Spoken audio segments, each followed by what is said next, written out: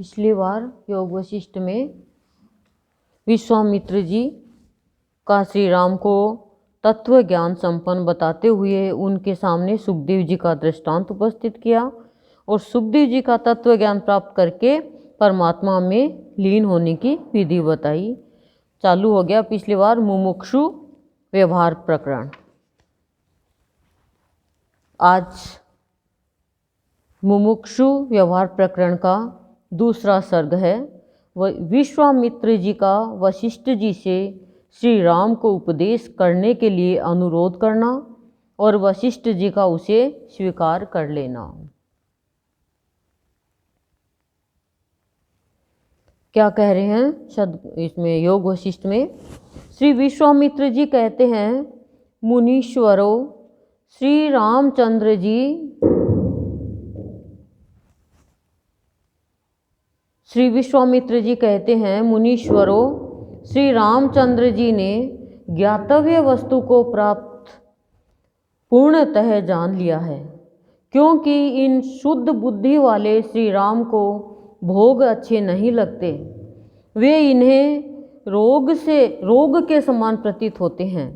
जिसने ज्ञेय वस्तु को जान लिया है उसके मन का अवश्य ही यही लक्षण है कि उसे सारे भोग समूह फिर कभी रुचिकर नहीं जान पड़ते हैं।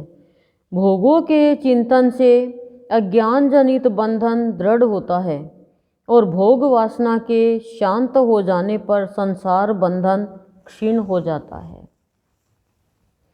क्या कह रहे हैं कि विश्वामित्र जी ने कहा है कि रामचंद्र जी ने जो जानने योग्य, जो ज्ञान लेने योग्य वस्तु है उनको पूर्णतः जान लिया है। उनका अधूरा ज्ञान नहीं है, पूरी अच्छी तरह से उनको जान लिया जो जानने योग्य वस्तु है। क्योंकि इन शुद्ध बुद्धि वाले श्री राम को भोग अच्छे नहीं लगते। जिनकी बुद्धि की शुद्धि हो गई है, जिनकी बुद्धि को बुद्धि है, उनको तो भोग ही अच्छे लगेंगे, विषय भोग। लेकिन कह रहे हैं कि जिनकी शुद्ध बुद्धि हो गई उनको भोग अच्छे नहीं लगते। उनको पता है कि इन भोगों के कारण मैं जन्म मरण से छुटकारा प्राप्त नहीं कर सकता। वे इन्हें रोग के समान प्रतीत होते हैं। जब ज्ञान हो जाता ना अच्छी तरह से हर वस्तु का, तो ऐसे लगता है कि ये तो रोग है, ये रोग मुझे आगे नहीं बढ़ने देंगे, भोग का रोग है ये। और करीब करीब प्राणी भोग के रोग में ही अपना जीवन खराब कर देता है। जब ज्ञान हो जाता पूर्ण रूप से, आधा अधूरा ज्ञान है तो भोग में भी जाएगा, योग में भी जाएगा, लेकिन पूर्ण रूप से वस्तु का ज्ञान हो जाएगा तो फिर वो भोग अच्छे नहीं लगेंगे। रहेगा वो प्राणी इसी संसार में, लेकिन भोग के रोग से निरोग हो जाएगा वो। जिसने ये वस्तु को जान लिया है, जानने योग्य वस्तु को जान लिया है, और ज्ञातव्य मानी जो जानने की मतलब जो जाना जा सके, जान सकते हैं उस वस्तु को, और ज्ञेय वस्तु है जानने योग्य। उसके मन का अवश्य ही यह लक्षण है कि जिसने जानने योग्य वस्तु को जान लिया है उसके मन की क्या लक्षण है कि उसे सारे भोग समूह फिर कभी रुचिकर नहीं जान पड़ते। भोग समूह है, एक भोग नहीं, भोगों का समूह है, उनमें रुचि नहीं होती है। हमारी क्या होती है, एक बार तो भोग से रुचि खत्म हो जाती है जब हम किसी संत के प्रवचन को सुनते हैं तो, लेकिन बाहर निकलते ही वो माया हमें ऐसे दबोच लेती है जैसे भूत प्रेत दबोच लेता है। फिर वो माया हमें नचाती है, वो भोग में लेके जाती है हमें। लेकिन जब संत की शरण में आते हैं, सत्संग सुनते हैं, प्रवचन सुनते हैं, तो क्या होता है, तब ऐसे लगता है बस त्याग देंगे आज ही, अभी सब कुछ करेंगे, सत्संग करेंगे, अच्छा काम करेंगे। लेकिन घर पे जाते ही वही मन अपनी सारी पे नचाता है, माया नचाती है। जैसे कोई मर जाता है तो वैराग्य भाव आ जाता है, शमशान घाट में जाते हैं, जलाते हैं, सब यात्रा में जाते हैं, पर घर में आते ही भूल जाता है कि एक दिन मेरे को भी जाना है। सारे क्रियाकर्म करते हैं, सब कुछ देखते हैं कि इंसान का अस्तित्व ही नहीं रहा। कोई किसी के लिए ढंग से रो भी नहीं रहा है। दिल का दर्द जो होता है वो तो एक को ही होता है, दो को ही होता है, पर फिर भी प्राणी समझ नहीं पाता। उनके लिए ही रोता है जो रुलाते हैं, उनके लिए ही दुखी होते हैं जो हमें दुख देते हैं, उनके लिए परेशान होते हैं जो हमें परेशानी में डालते रहते हैं। वंश कैसे चलेगा, परिवार कैसे बढ़ेगा, सेवा कौन करेगा, मुखाग्नि कौन देगा, पिंडदान कौन करेगा, श्राद्ध कौन निकालेगा, क्या हमारे बुजुर्ग देखने के लिए आ रहे हैं कि हम मेरे बेटे बहू कैसे हैं, क्या कर रहे हैं? आज किसी और का राज्य है, कल किसी और का होगा। पर सत्संग में आके ज्ञान होता है, बाहर जाके वही ज्ञान तो उड़ जाता है पक्षियों के जैसे, और दूसरा ज्ञान आ जाता है। ये जो बाहर का ज्ञान है ये लंगड़ा ज्ञान है, ये आपको चलने भी नहीं देगा, आगे बढ़ने ही नहीं देगा। और संत का जो ज्ञान होता है वो ज्ञान आगे बढ़ने का होता है, स्वस्थता का ज्ञान होता है। तो कह रहे हैं कि ज्ञातव्य वस्तु को पूर्णतः जान लेने पर शुद्ध बुद्धि वाले श्री राम है, उनको भोग अच्छे नहीं लगते हैं। जो जाना जा सके उस ज्ञान को ले लिया है, और जो जानने योग्य उसको जान लिया तो उनका भोग समूह फिर रुचिकर नहीं जान पड़ता। भोगों के चिंतन से अज्ञान जनित बंधन दृढ़ होता है कि जितना जितना भोग का चिंतन करेंगे विषय भोग का, उतना उतना क्या होगा, भोग वास अज्ञान जनित, अज्ञान से भरा हुआ बंधन हमें बांध लेगा। और भोग वासना के शांत हो जाने पर संसार बंधन क्षीण हो जाता है। भोग वासना जैसे ही शांत हो जाती है संसार के बंधन छूट जाते हैं। ये भोग ही है यानी संसारिक इच्छा, यही है जो हमें वो बंधन में बांधती है, और यही है जो हमें बंधन से छुड़ाती है। कौन से बंधन? संसार का बंधन। क्यों? क्योंकि हर प्राणी इसी में ही बंधा हुआ है, तभी तो रोता है। श्री राम जी तो नहीं रोए। हम कहते हैं तू क्यों रोता है? बोले मेरे परिवार, मेरी माँ रोती है, मेरा बाप रोता है, मेरा भाई रोता है, मेरी बहन रोती है, मेरा ये रोता है, मेरा वो रोता है, तो देख के मैं भी रोता हूँ। तो तू रोता क्यों? बोले वो रोते है तो रोता हूँ। अरे तो वो तो इसलिए रोते हैं, तू क्यों रोता है? बोला मुझे नहीं पता, वो रोते हैं उनको देख के रोता हूँ।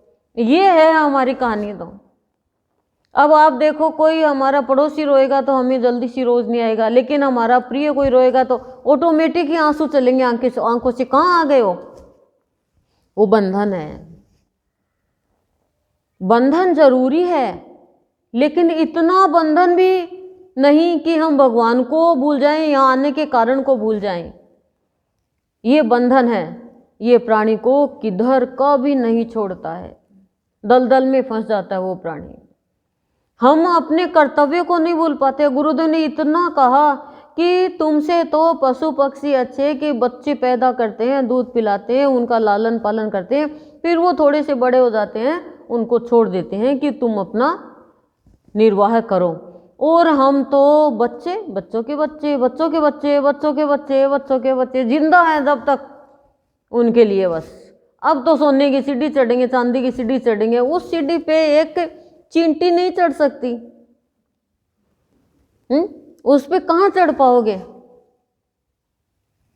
ये क्या है? ये बंधन है माया का। इनसे क्या होगा?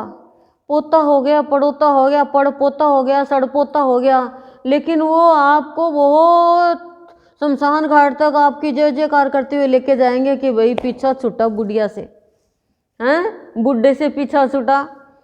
लेकिन भगवान की प्राप्ति तो वो नहीं करा सकते। तो ये दिमाग में बात आती क्यों नहीं कि भगवान की प्राप्ति किससे होगी? और आपके यदि हमारे यदि बुरे कर्म आ गए सामने, तो कोई भी हमारा कितना भी प्रिय हो वो नहीं ले सकता, वो तो हमें ही भोगना पड़ेगा। सिर्फ एक ले सकता है तो भगवान ले सकते हैं, बाकी कोई नहीं ले सकते। और उसके आगे चाहे कितनों से बड़ा दुष्ट आ जाओ, पापी आ जाओ, उसकी चलती नहीं है। बड़े से बड़ा जाति वाला आ जाओ, पैसे वाला आ जाओ, उसकी नहीं चलती है। तो गुरुदेव कह रहे हैं, भोग ही प्राणी को जन्म मरण के रोग में लेकर जाता है, और भोग ही प्राणी को शोक में लेकर जाता है। और जब बुद्धि शुद्ध हो जाती है और जानने योग्य ज्ञान को जान लेते हैं, और जो जानने लायक है उसको जान लेते हैं। हम बिना जानने वाली बातों को बहुत जानते हैं, निरर्थक बातों को तो, लेकिन जानने योग्य बात क्या है कि हमें ये शरीर, ये संसार छोड़ के एक दिन जाना है। हाँ पता ही है जाना है, अरे पता है फिर भी तू गलत काम कर रहा है। पता है तुझे कि जाना है और एक दिन तेरी मृत्यु होनी है, तो भी तो तैयारी नहीं करता उसकी। तो ये क्या है? जानने योग्य ज्ञान क्या है? बस इतने रुपए इकट्ठे करके जाऊं, इतना धन इकट्ठा करके जाऊं, बच्चे परेशान होंगे, ये परेशान होंगे, वो परेशान होंगे। और ये नहीं पता तेरे जाने के बाद में किसी को तेरी जरूरत ही नहीं रहेगी। सब अपने अपने भाग्य का लिखा खाते हैं, लेकिन सिर्फ प्राणी ये एडजस्टमेंट करके जाता है। एडजस्टमेंट करना है तो भगवान के चरणों में एडजस्टमेंट की तैयारी करो कि कैसे मैं भगवान के चरणों में एडजस्टमेंट हो जाऊं।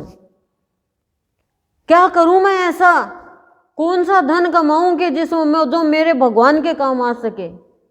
भगवान तो बैठा बैठा टुकुर टुकुर देखता है, कब मेरा बच्चा आए, कब मेरा बच्चा आए। भगवान सजाता है, भगवान बचाता है, भगवान रुलाता है, भगवान हंसाता है, भगवान बैठाता है, भगवान उठाता है, हर क्रिया भगवान करता है, लेकिन पहचान किसी को भी नहीं है। तो उठावनी होने से पहले ऊपर उठ जाओ और जीवन को सार्थक करो, साक्षर करो, नहीं तो आए और गए जड़ वस्तुओं की जैसे। श्री राम, विद्वान लोग भोग वासना के क्षय को ही मोक्ष कहते हैं और विषयों में होने वाली सुदृढ़ वासना को ही बंधन बताते हैं। क्या कह रहे हैं श्री राम? विद्वान लोग जो है ना, विद्वान, मूर्ख नहीं कहा, विद्वान लोग कहा है। विद्वान लोग क्या कहते हैं? भोग वासना के खत्म होने को मोक्ष कहते हैं, और विषयों में होने वाली सुदृढ़ वासनाओं को, भोग वासना ही विषय वासना है, उनको सुदृढ़ होने वाली वासना को ही बंधन कहते हैं। विद्वान लोग क्या कहते हैं कि भोग वासना खत्म हो, क्षय हो गई, खत्म हो गई, मोक्ष मिल गया। और विषयों में जो सुदृढ़ वासना है उसको बंधन बताते हैं। जिसकी दृष्टि राग यानी मोह है, मात्सर्य आदि दोषों से रहित है, वही तत्वज्ञ है। दृष्टि का बहुत बड़ा महत्व है। तत्वज्ञ यानी ब्रह्मज्ञानी, आत्मज्ञानी कौन है? जिसकी दृष्टि में राग द्वेष नहीं है, मात्सर्य नहीं है, कोई भी दोष नहीं है, वो तत्वज्ञ है। अब दृष्टि का किसी को भी पता नहीं चलता, खुद को पता चलता, खुद के भगवान को पता चलता है। हम तो कह देंगे मैं वासना में मन ही नहीं है, ये ही नहीं है, मेरा तो मन कभी कहीं पे जाता ही नहीं। लेकिन दृष्टि कहाँ है कि ये जाए तो मैं, ये अंगूठी पड़ी हुई है, मैं उठा लूँ, इसके रुपए लाऊं और फिर घर में बच्चों का सामान लाऊं। दृष्टि तो है अंगूर सोने पे, और कह रहे हैं मेरे को तो लोभ ही नहीं है, खो गई तो खो गई, क्या है, गई तो गई, भगवान का था, ले लिया भगवान ने। और घर पे आकर भगवान के सामने कहते, भगवान अंगूठी दिला दो, नहीं तो माला नहीं फेरूंगी तेरी, सत्संग में नहीं जाऊंगी तेरे। तो भगवान भी हंसता, वाह क्या जीवन पाया, वाह। भगवान भी हंसता है ऐसे मनुष्य के लिए। ऐसे मनुष्य खुद ही अपने जीवन को खराब करके जाते। मेरे को तो अंगूठी चाहिए भाई, सत्संग करते हैं, लेकिन मेरे मन में तो अभी लालच नहीं गया।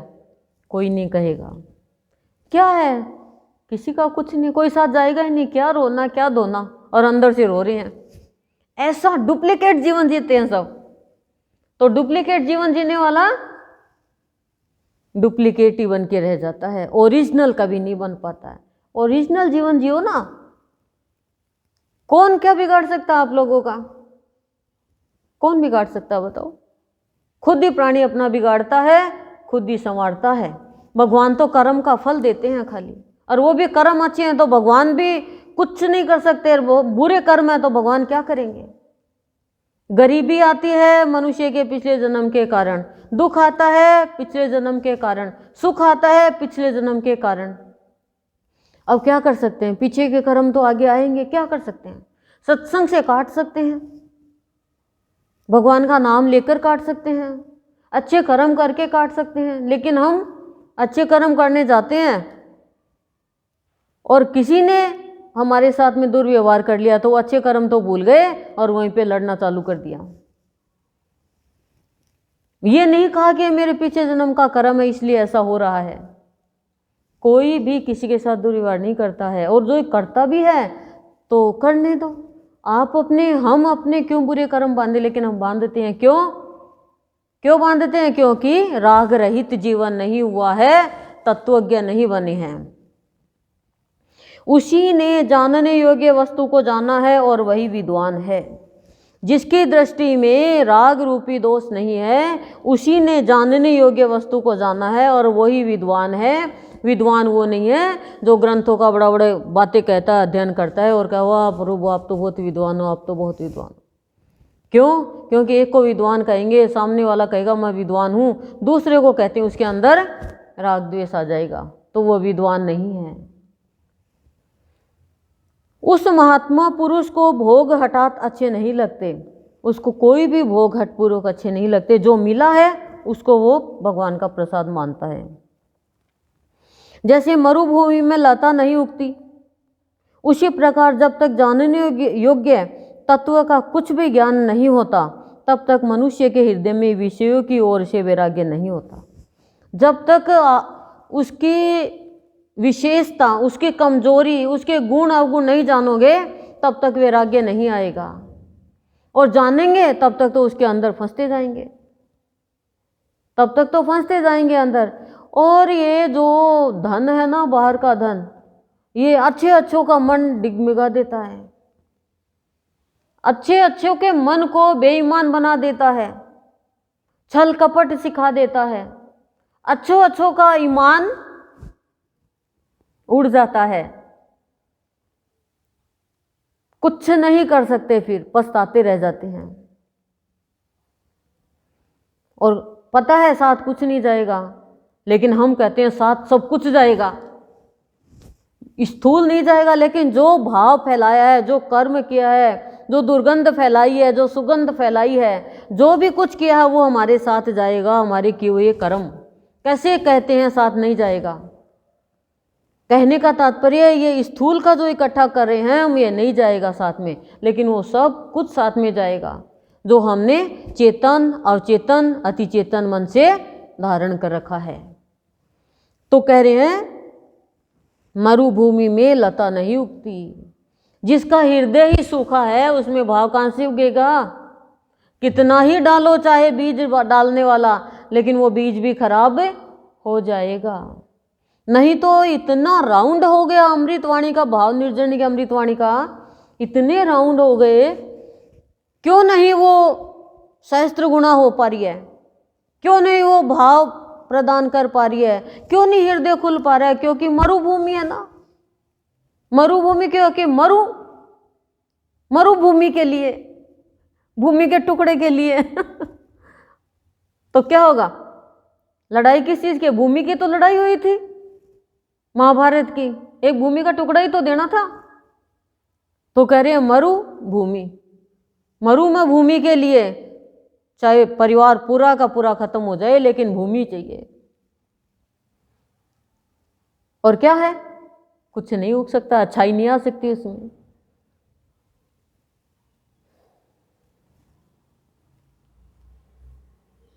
उसी प्रकार जब तक जानने योग्य तत्व कुछ भी ज्ञान नहीं होता, जानने योग्य तत्व का, तब तक मनुष्य के हृदय में विषय को प्रति वैराग्य नहीं आएगा। जब जान लेंगे तब कहेंगे सब तेरा तेरा तेरा, मेरा कुछ भी नहीं। अभी हम जानते नहीं हैं, इसलिए हम विषयों में जा रहे हैं।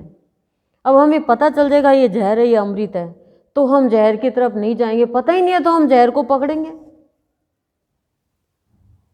बच्चे को पता नहीं है सांप है, ये काट लेगा तो मैं मर जाऊंगा, बच्चा सांप को पकड़ेगा। लेकिन जैसे ज्ञान हो जाता है ये सांप है तो वो भाग जाएगा कि नहीं ये सांप मुझे काट लेगा। तो ये विषय तो सांप है, जहर है, पर ये ज्ञान जब तक नहीं होगा जानने योग्य वस्तु का, तब तक हम उसी में चले जाएंगे। जैसे जड़ भरत, इतना बड़ा संत, लेकिन विषयों में चला गया मन। किस में चला गया? हिरण में चला गया। तो अंत समय में हिरण ही हिरण दिखने लग गया और हिरण ही बन गया। इतनी बार भागवत कथा सुनी होगी आप लोगों ने, लेकिन ये बात यदि हम धारण कर लें कि यदि मरते टाइम ऐसी चीज़ों में ध्यान जाएगा तो मैं वही योनि प्राप्त करूँगा, भगवान मुझे वही योनि दूंगी। यही जड़ भरत की कहानी बताई है, हिरण बना वो। तो विषयों में मन जब जाता है जब जानने योग्य वस्तु को जानते नहीं है। जानने योग्य वस्तु क्या है? आत्मा, परमात्मा, गुरु तत्व है, उनको जान लेंगे, कर्ता को जान लेंगे, परमात्मा को जान लेंगे, तो फिर इन विषयों में मन नहीं जाएगा। अतः मुनि वृंद, आप लोग यह निश्चित रूप से समझ लें कि रघुकुल तिलक श्री राम को ज्ञेय तत्व का ज्ञान हो गया, क्योंकि इन्हें ये भोगों के रमणीय स्थान आनंदित नहीं कर रहे थे। मुनीश्वरों, श्री रामचंद्र जी जिस तत्व को बुद्धि के द्वारा जानते हैं, उसके विषय में जब सद्गुरु के मुख से यह सुन लेंगे कि यही परमार्थ वस्तु है, तब इनके चित्त को अवश्य विश्राम प्राप्त होगा। जैसे शरद काल की शोभा मेघ रहित निर्मल आकाश मात्र की अपेक्षा रखती है, उसी तरह श्री रामचंद्र जी की बुद्धि को केवल अद्वितीय सच्चिदानंद घन परमात्मा के तत्व में विश्राम की अपेक्षा है। कि श्री रामचंद्र जी की बुद्धि को केवल अद्वितीय यानी अलौकिक सच्चिदानंद घन परमात्मा के तत्व में विश्राम की इच्छा है। कह रहे हैं कि निश्चित रूप से समझ लो कि श्री राम को ज्ञेय तत्व का ज्ञान हो गया और भोगों के रमणीय स्थान में आनंदित नहीं होंगे। वो जिनको वास्तविक ज्ञान हो जाता है फिर वो भोगों में नहीं जाता है, सब कुछ करता है लेकिन उसमें नहीं जाता। वो आत्मज्ञान, ब्रह्म ज्ञान, जैसे राजा जनक को भी हो गया था। उनकी किसी भी संसार में कोई वस्तु की इच्छा नहीं रहती। अतः महात्मा श्री रामचंद्र जी के चित्त के विश्राम के लिए ये पूज्य पाद श्री वशिष्ठ जी ही यहाँ युक्ति का प्रतिपादन करें। महात्मा श्री रामचंद्र जी के चित्त के विश्राम के लिए, चित्त तो चंचल होता ना हमारा, ये पूज्य पाद यानी आदरणीय श्री वशिष्ठ जी ही यहाँ युक्ति का प्रतिपादन करें, क्योंकि ये समस्त रघुवंशियों के ही सदा से प्रभु और कुल गुरु है। वशिष्ठ जी ही रघुवंशियों के प्रभु और गुरु है, तो वो ही प्रतिपादन करे यानी विवरण करे युक्ति का। इसके सिवाय ये सर्वज्ञ, सर्वसाक्षी तथा तीनों कालों में मोह आदि से रहित निर्मल दृष्टि वाले हैं। वशिष्ठ जी की महिमा बताई है कि उनके अंदर में कोई भी मोह आदि कुछ भी नहीं है। पूज्य पाद वशिष्ठ जी, क्या वह पहले की बात आपको स्मरण है जबकि हम दोनों के बैर की शांति तथा परम बुद्धिमान मुनियों के कल्याण के लिए देवदारू के वृक्षों से आवृत निषद पर्वत के शिखर पर साक्षात पद्मयोनि भगवान ब्रह्मा ने महत्वपूर्ण ज्ञान का उपदेश दिया। प्रश्न करेंगी वशिष्ठ जी, क्या वह पहले की बात आपको स्मरण है? विश्वामित्र जी की और वशिष्ठ जी की लड़ाई हो गई थी। विश्वरथ नाम था, विश्वामित्र जी तो बाद में बने, माँ गायत्री ने नाम दिया विश्व का मित्र बनो तुम। पहले विश्वरथ नाम था, राजा था ये, और अयोध्या का ही था। क्या हुआ, जब ये खूब राजाओं को मतलब जीत हासिल करके आया था, विश्वरथ बहुत अहंकारी था, तो वशिष्ठ जी के आश्रम में गया तो जो कामधेनु गाय थी उन्होंने इतने सैनिकों का पेट भरा, खाना दिया, खाना स्वाद लगा, तो उसकी गाय पर इच्छा हो गई, गाय लेने की इच्छा, बुरी या अच्छी, आज सुबह भी अमृतवाणी खुली थी, उस एक गाय की इच्छा लेने के लिए, और वो विश्वामित्र बन गए। इच्छा के लिए वशिष्ठ जी से मांगा, वशिष्ठ जी ने मना कर दिया कि मेरे इतने शिष्यों का पेट ये गाय से तो भरता है। तो बोले तुम तो मेरे ही राज्य में आता है, तेरा अधिकारी नहीं है ये। वशिष्ठ जी को कहा तो वशिष्ठ जी से लड़ाई करी। ऋषि मुनियों से कोई लड़ाई थोड़ी कर सकता है, जीत ही नहीं सकते। उनके अंदर तो बहुत सिद्धियाँ होती हैं परमात्मा की, तो जीत नहीं पाया। उसने कहा कि मैं एक दिन और ब्रह्म विद्या लेकर के, ब्रह्म ज्ञान लेकर के आपसे ये गाय हासिल करके रहूँगा। उन्होंने बहुत अस्त्र शस्त्र ब्रह्मा जी से प्राप्त किए, तपस्या करी, लेकिन फिर भी वशिष्ठ जी से जीत नहीं सके। ब्रह्म ऋषि तो बन ही नहीं सके। फिर खूब तपस्या करी, तब माँ गायत्री प्रकट हुई। माँ गायत्री का मंत्र उच्चारित हुआ, विश्वामित्र नाम दिया, बोला ब्रह्म ऋषि कहो। बोला ब्रह्म ऋषि तो तू खुद भी प्राप्त नहीं कर सकता ये पद तो। क्यों? क्योंकि तेरे अंदर में इच्छा है, बिना इच्छा के ही मिल जाएगा। यदि योग्य है तो इच्छा की जरूरत ही नहीं है। हम सत्संग में नहीं देखते हैं, हम योग्य इंसान को देखते हैं तो उसको हम ड्यूटी देते हैं कि नहीं देते हैं, और फिर वो ड्यूटी सही तरीके से नहीं निभाते हैं तो फिर दूसरे को देनी पड़ती है। फिर वो चाहे रोए, चाहे धोए, चाहे कुछ भी करे। और कई बार क्या होता है, योग्य से छीन कर अयोग्य को दे देते हैं, ईर्ष्या के कारण वो कर्म खराब हो जाते हैं। पर भगवान ऐसा नहीं करते, ये तो नीचे गिरे हुए इंसान करते हैं ऐसे काम। तो ये संत का जिसमें भाव आ जाएगा वो योग्य को तो सब कुछ देगा ही देगा। और ये मत सोचना कि आज कोई अयोग्य है, आधे घंटा बाद में भी वो योग्य हो सकता है भगवान की नज़रों में, क्योंकि भगवान के पास तो दिव्य दृष्टि होती है।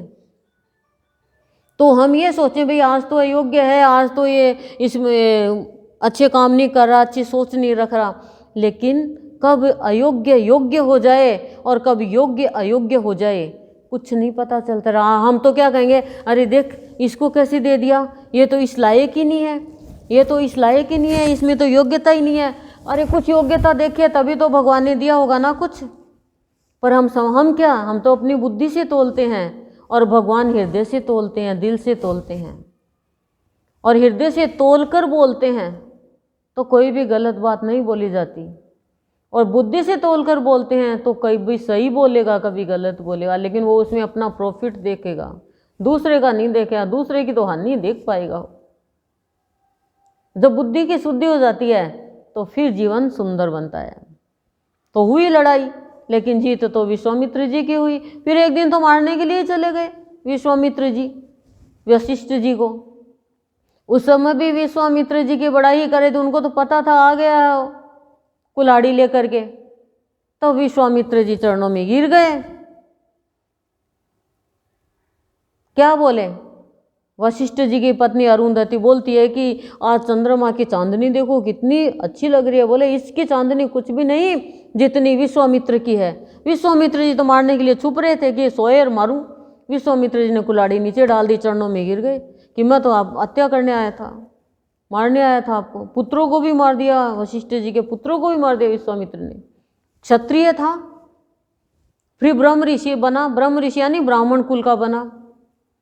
तो फिर वशिष्ठ जी ने ब्रह्म ऋषि की उपाधि दी विश्वामित्र जी को। जैसे ही अभिमान शून्य हो गया, वशिष्ठ जी के चरणों में गिर गया, जो प्रतिद्वंदी था ब्रह्म ऋषि बोल दिया, तुरंत ही ब्रह्म ऋषि बोल दिया। हम कहाँ जान पाएंगे इन बातों को, कितनी गूढ़ बातें हैं ये। हम तो कुछ करें नहीं, बस हम तो बन जाएं, हम तो बना दे कोई, और दूसरों के बनाए कोई आगे बढ़ाए तो उसका विरोध कर लें। ऐसे कर्म कभी नहीं करना जो हमें पछताना पड़े। ब्राह्मण उस युक्ति युक्त ज्ञान से यह सांसारिक वासना अवश्य उसी तरह नष्ट हो जाती है जैसे भगवान भास्कर के उदय से अंधेरी रात की वासना ऐसे खत्म हो जाती है। युक्ति युक्त यानी जो युक्त हो गया, युक्ति से जो युक्त हो गया उसकी वासना ऐसे खत्म हो जाती है जैसे सुन नहीं रहे क्या, सूर्योदय के होते ही अंधेरा गायब हो जाता है। कहना नहीं पड़ा अंधेरे को, सूर्योदय के जाते ही अंधेरा आ जाता है। हम कहते हैं रात हो गई, पर ज्ञानी कहते हैं सूर्य गया।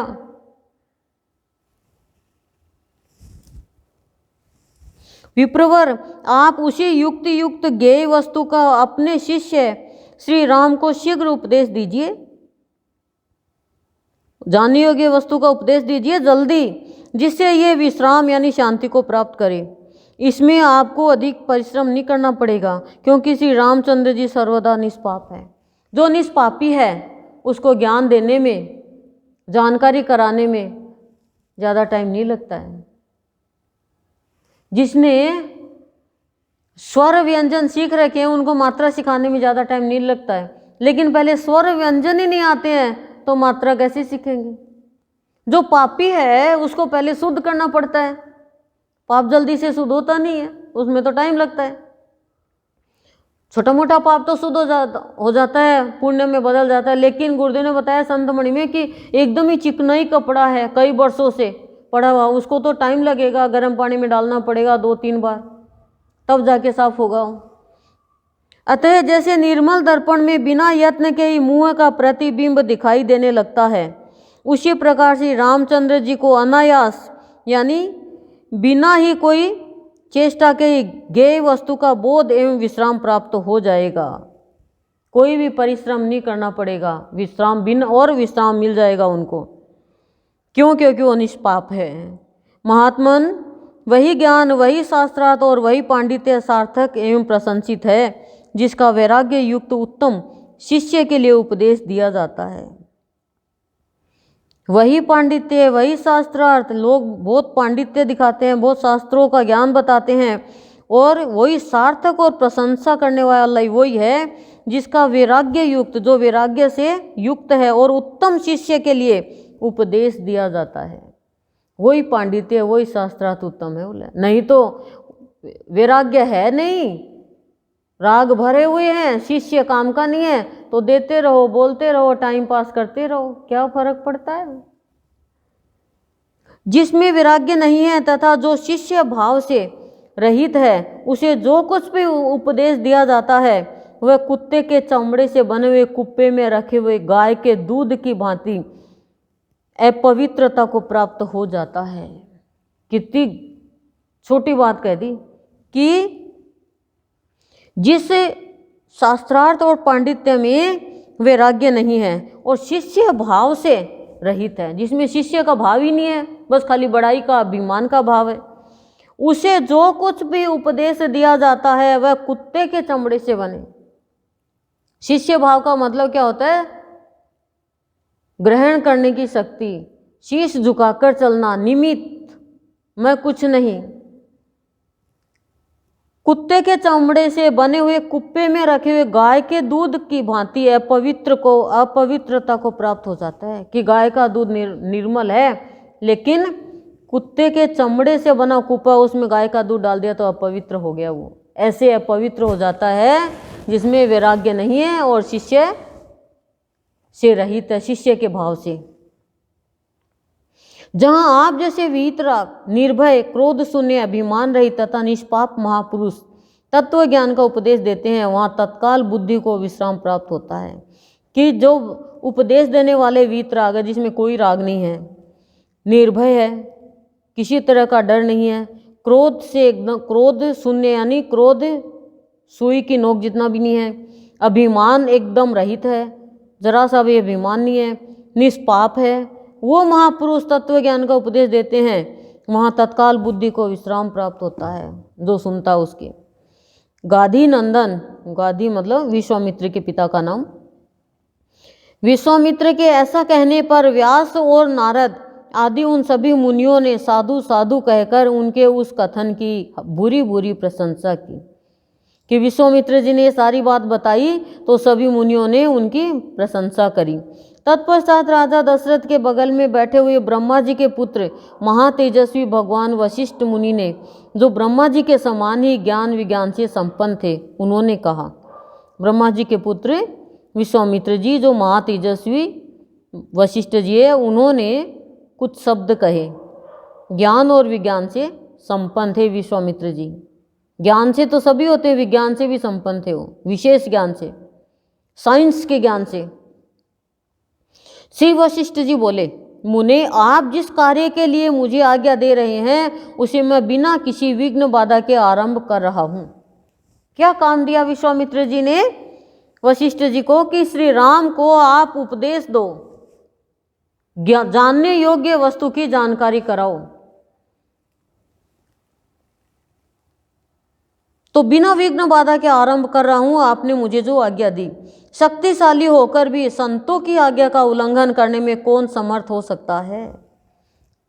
शक्तिशाली है वशिष्ठ जी, लेकिन विश्वामित्र जी भी संत है, तो कह रहे हैं शक्तिशाली होकर भी संतों की आज्ञा का उल्लंघन करने में कौन समर्थ हो सकता है? किसकी शक्ति है?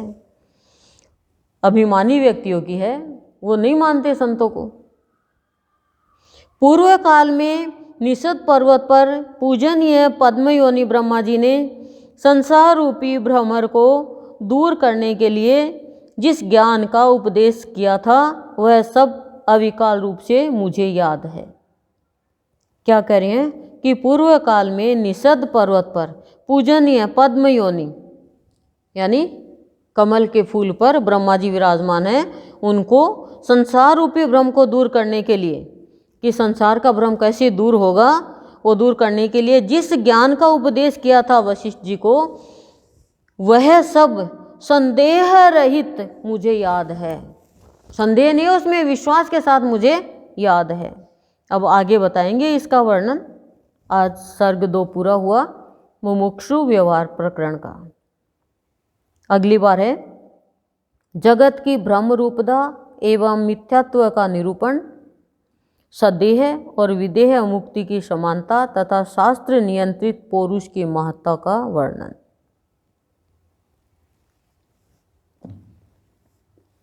ओम शांति शांति प्रसाद।